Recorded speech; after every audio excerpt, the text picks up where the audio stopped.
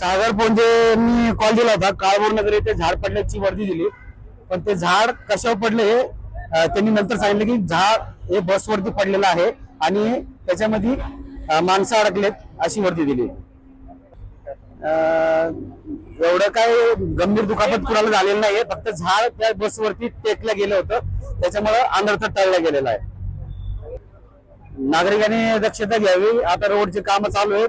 खड्डे खणल्यामुळे झाडांची मुळे कंपोज झाल्यामुळे झाड कोसळले आणि त्याच्यामध्ये बसमध्ये काही जण अडकल्याची शक्यता होती, पण काम एकदम सुस्थितीत करून रोड मोकळा करण्यात आलेला आहे.